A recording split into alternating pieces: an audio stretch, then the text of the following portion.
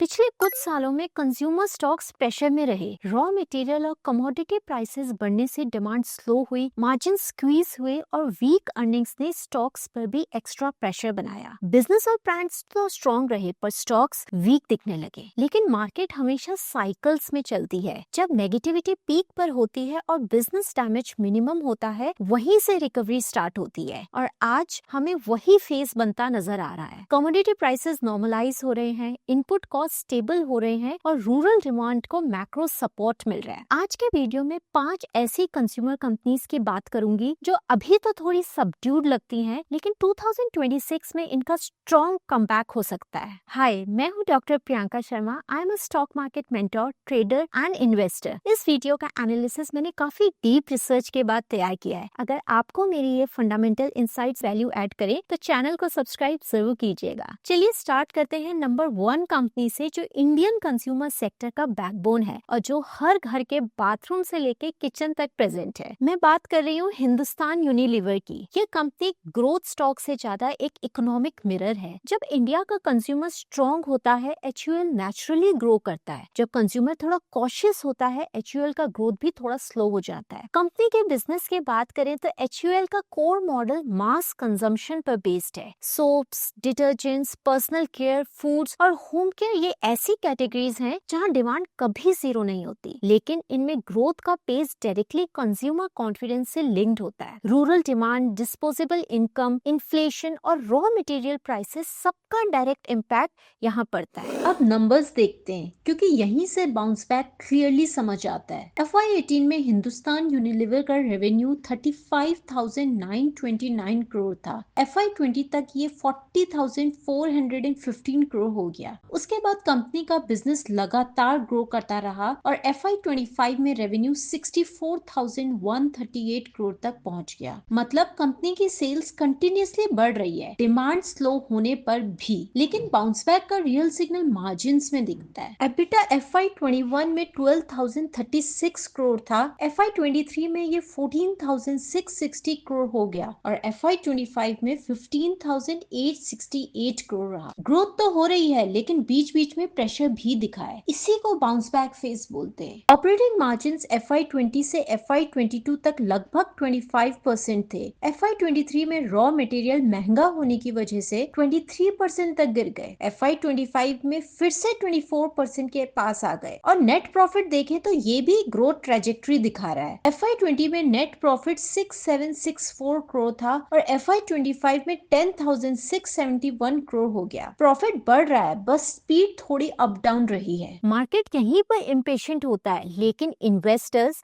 यहीं पर इंटरेस्टेड होते हैं। तो अगर हम बात करें कंपनी के बाउंस बैक की, तो ये कैसा दिखेगा? ये प्राइस के थ्रू नहीं, पहले मार्जिन्स के थ्रू दिखेगा। जब palm oil, crude derivatives, packaging cost और फ्रीट स्टेबल होगा, तब ग्रॉस मार्जिन्स में इंप्रूवमेंट होगा। जब रूरल वॉल्यूम्स थोड़ा भी एक्सेलरेट होंगे, तब ऑपरेटिंग लेवरेज किक इन करेगा और जब एबिटा मार्जिन्स थोड़े से भी एक्सपैंड होंगे तो net profit growth suddenly fast हो जाएगी। इसीलिए एचयूएल एक परफेक्ट एग्जाम्पल है बाउंस बैक का मतलब समझने के लिए। अब चलते हैं दूसरी कंपनी पर, जो है वरुण बेवरेजेस। ये एक ऐसी कंपनी है जहां बिजनेस को ऑलरेडी स्ट्रॉन्ग है, लेकिन अर्निंग साइकिल अभी कैचअप कर रही है। ये कंपनी डिमांड लेड नहीं, इन्वेस्टमेंट लेड साइकिल में चलती है। मतलब ये पहले इंफ्रास्ट्रक्चर बनाती है, कैपेसिटी खड़ी करती है, डिस्ट्रीब्यूशन एक्सपैंड करती है और उसके बाद अर्निंग्स आती है। इसीलिए इसका बाउंस बैक थोड़ा डिफरेंट होता है। एचयूएल जैसी कंपनीज में बाउंस बैक मार्जिन से स्टार्ट होता है। वरुण बेवरेजेस में बाउंस बैक ऑपरेटिंग लेवरेज से स्टार्ट होता है। कंपनी के बिजनेस की बात करें तो वरुण बेवरेजेस पेप्सिको का लार्जेस्ट बॉटलिंग पार्टनर है। Carbonated drinks, juices, energy drinks, water, sports drinks, ये सब कैटेगरीज वरुण के पोर्टफोलियो का हिस्सा है और ये सब कैटेगरीज डायरेक्टली डिस्क्रिशनरी कंजम्पशन से लिंक्ड होती हैं। फाइनेंशियल एंगल से वरुण बेवरेजेस को देखें तो ये एक बात क्लियर है, यहाँ प्रॉब्लम ग्रोथ की नहीं, अर्निंग्स टाइमिंग की थी। FY20 में रेवेन्यू 6487 करोड़ था, जो FY24 तक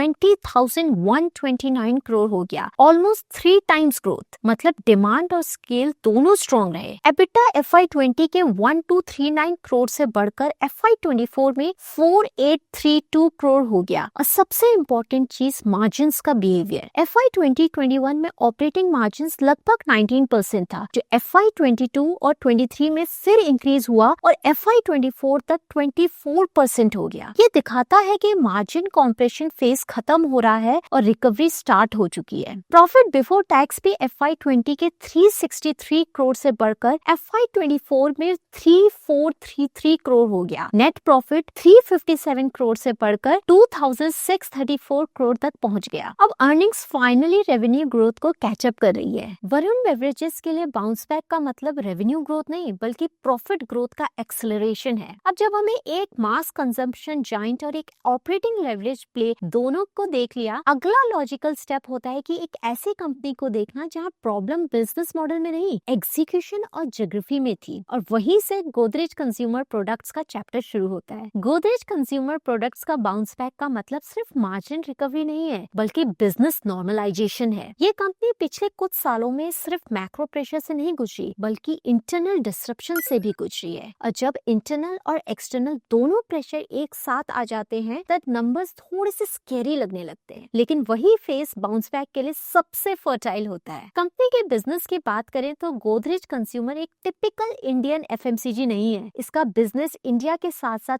अफ्रीका, इंडोनेशिया और लैटिन अमेरिका तक स्प्रेड है। Soaps, hair colour, personal care और होम इंसेक्टिसाइड्स ये कंपनी बिजनेस की कोर कैटेगरीज हैं। प्रॉब्लम बिजनेस मॉडल में कभी नहीं थी, प्रॉब्लम एग्जीक्यूशन और ज्योग्राफी स्पेसिफिक वोलेटिलिटी में थी। पिछले कुछ सालों में दो चीजें एक साथ हुई। एक, ओवरसीज मार्केट में करेंसी डेप्रिसिएशन और कॉस्ट इन्फ्लेशन ने मार्जिन्स को हिट किया। दूसरा, इंडिया में वॉल्यूम ग्रोथ टेम्पररी स्लो हुई। इस कॉम्बिनेशन ने अर्निंग्स को कंप्रेस किया और जब अर्निंग्स कंप्रेस होती है मार्केट नैरेटिव तुरंत नेगेटिव हो जाता है। गोदरेज कंज्यूमर के बाउंस बैक को समझने के लिए एक बात क्लियर होनी चाहिए, कंपनी का प्रॉब्लम कभी रेवेन्यू नहीं था, प्रॉब्लम अर्निंग्स और मार्जिन्स का था। FY20 में रेवेन्यू 10,023 करोड़ था जो FY25 में बढ़कर 14,680 करोड़ हो चुका है। यानी 5 सालों में टॉप लाइन लगभग 45% ग्रो हुई। बिजनेस कंटिन्यूअसली एक्सपैंड करता रहा, स्लो डाउन कहीं नहीं था। रियल प्रेशर एबिटा मार्जिन्स में था। FY20 में एबिटा 2,255 करोड़ था जो FY23 तक सिर्फ 2,599 करोड़ तक बढ़ा। ऑपरेटिंग मार्जिन्स लगभग 22% से गिरकर अप्रोक्सीमेटली 18% के जोन में आ गया। लेकिन FY24 और FY25 में ये पिक्चर बदली। एबिटा FY24 में 3,212 करोड़ और FY25 में 3,319 करोड़ हो गया और मार्जिन्स वापस 21% के आसपास नॉर्मलाइज हो गए। यही बाउंस बैक का फर्स्ट सिग्नल होता है। नेट प्रॉफिट भी यही स्टोरी बोलता है। FY20 के प्रॉफिट अपवर्ड ट्रैजेक्टरी में है और FY25 तक ये 1852 करोड़ हो गया है। इसलिए गोदरेज कंज्यूमर का बाउंस बैक ग्रोथ का नहीं बल्कि मार्जिन्स और अर्निंग्स के नॉर्मलाइज होने की स्टोरी है। अब नेक्स्ट कंपनी में हम एक ऐसी स्टोरी देखेंगे जहां बिजनेस और ब्रांड तो है लेकिन अर्निंग्स को भी कैचअप करना है। मैं बात कर रही हूँ टाटा कंज्यूमर की। कंपनी पिछले कुछ सालों से एक हैवी इन्वेस्टमेंट और स्केल बिल्डिंग फेज में थी और जब आप इन्वेस्टमेंट फेज में होते हो तब अर्निंग्स कुछ टाइम के लिए सप्रेस्ड रहती हैं। बाउंस बैक का मतलब होता है उस इन्वेस्टमेंट का पे ऑफ स्टार्ट होना। कंपनी के बिजनेस की बात करें तो टाटा कंज्यूमर आज सिर्फ टी और कॉफी कंपनी नहीं है, ये कंप्लीट फूड और बेवरेज प्लेटफॉर्म बन चुकी है। Tata tea, Tata salt, soulful, ready to drink beverages, packaged foods और स्टारबक के through out of home consumption, ये सब एक इंटीग्रेटेड इकोसिस्टम क्रिएट करते हैं। कंपनी की स्ट्रैटेजी बिल्कुल क्लियर है, हर घर के किचन से लेकर कैफे टेबल तक प्रेजेंस बनाना। अब नंबर्स भी इस ट्रांसफॉर्मेशन को क्लियरली रिफ्लेक्ट करते हैं। FY18 में टाटा कंज्यूमर के रेवेन्यू 6,910 करोड़ था जो FY25 तक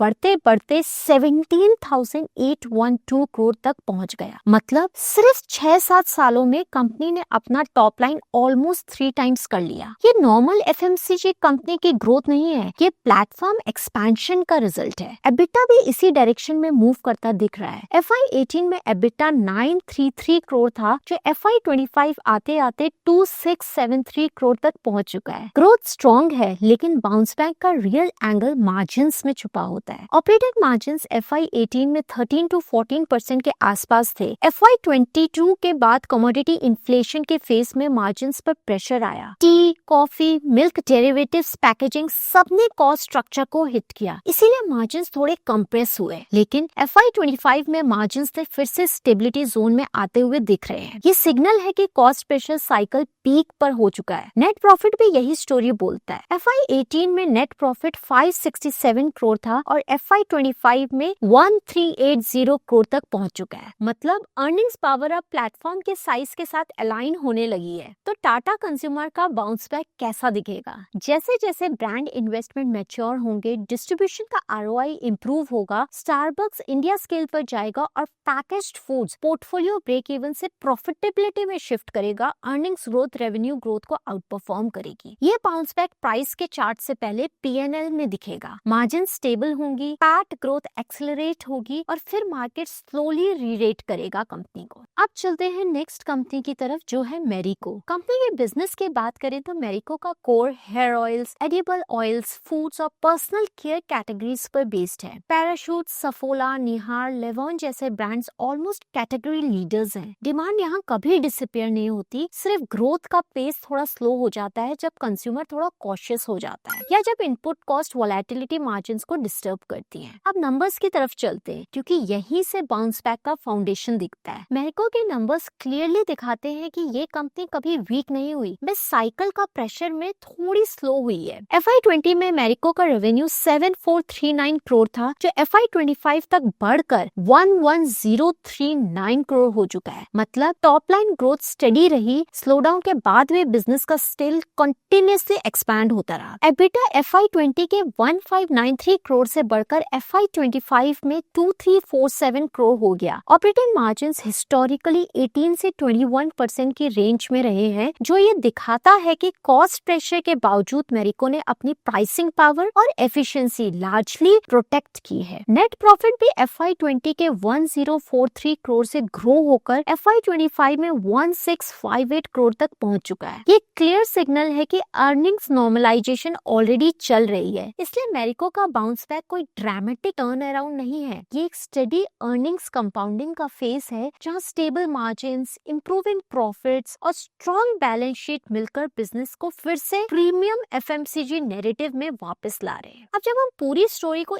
एक साथ देखते हैं तो पिक्चर बिल्कुल क्लियर हो जाती है। HUL हमें मार्जिन साइकिल का बाउंस बैक का सिग्नल देता है, वरुण बेवरेजेस ऑपरेटिंग लेवरेज के रिकवरी को दिखाता है, गोदरेज कंज्यूमर एग्जीक्यूशन और प्रॉफिटेबिलिटी के रिपेयर को रिफ्लेक्ट करता है, टाटा कंज्यूमर बताता है कि पास्ट इन्वेस्टमेंट का पे ऑफ कैसे मिलता है और मैरिको कमोडिटी साइकिल के नॉर्मलाइजेशन का फायदा उठाता हुआ नजर आता है। अलग अलग स्टोरीज हैं पर डायरेक्शन एक ही है, रिकवरी। इस वीडियो का मैसेज सिंपल है, बाउंस बैक का मतलब ये नहीं होता कि स्टॉक गिर चुका है। बाउंस बैक का मतलब होता है कि बिजनेस का कॉम्प्रेशन फेज खत्म हो रहा है और जब बिजनेस रिकवर करता है स्टॉक नेचुरली उसे फॉलो करता है। इसी के साथ मैं इस वीडियो को एंड करती हूँ। अगर आपको मेरी ये इनसाइट्स अच्छी लगी हैं तो कमेंट्स में अपने इनपुट जरूर दीजिएगा। I will see you very soon in the next video. Thanks for watching. Bye bye. Investments in the securities market are subject to market risk. Read all the related documents carefully before investing.